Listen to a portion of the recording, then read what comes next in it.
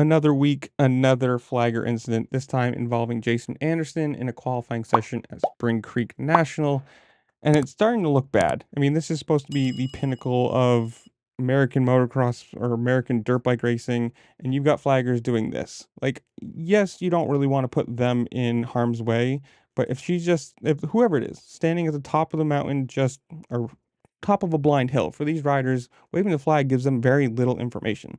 And yes, you can say, yes, the flag is waving, they should be slowing down, but there's no, do I go left, right? Is there someone down in the center? There's nothing. And obviously, this comes after last week where Deegan ran into a bike that was down, and you can clearly see right here on the other side of a jump, nothing, and there's a flagger, not waving it at all. Mind you, him being on the back side of the jump isn't going to do much, but it's just another problem. And in his podium speech, Jason Anderson said, quote, "I think it's time for me and Hayden Deegan to go right to the AMA."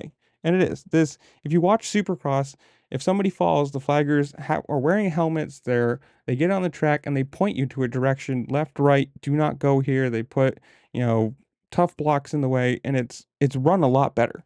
And obviously, there are two separate entities, Supercross, motocross, two separate whole things. But for the riders, this is dangerous. I mean, you come down that hill, if you don't know where a bike is, like this crash for Anderson, if you're going fast enough and you catch your front, you could land directly on your neck, break arms, bones, and have a really bad crash. And then it's just a pileup too. Look, one bike's down, two bike, three bike, and it's just one of those things that's just going to continue. And this is a safety issue. You gotta say at some point, when do you look at this and say, no, we actually have to do this?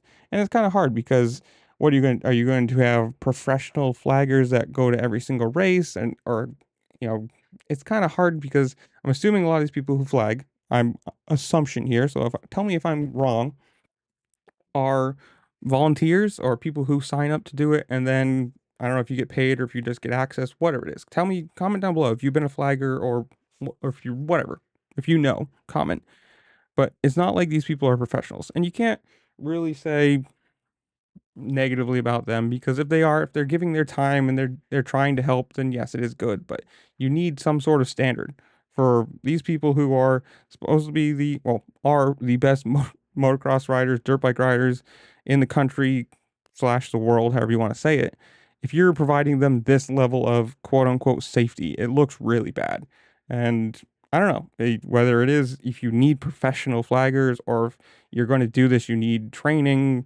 I mean, at least in my mind, it's really not that hard. You see a crash, you wave, and you point people where they can go, not just sit there and give them, oh, here's some information or no information at all in the case of Deegan. But I don't know. Comment down below. Tell me what you think. Do you think they need professionals? Do you think there's better ways of doing this? They should be on the track with helmets so that they can, direct people better. Whatever it is, comment down below. Tell me what you think. While you're down there, make sure to like, share, subscribe, do all the fun things this platform allows you to do, because it really just helped me out and I appreciate it. And with that, I will see y'all later. Peace.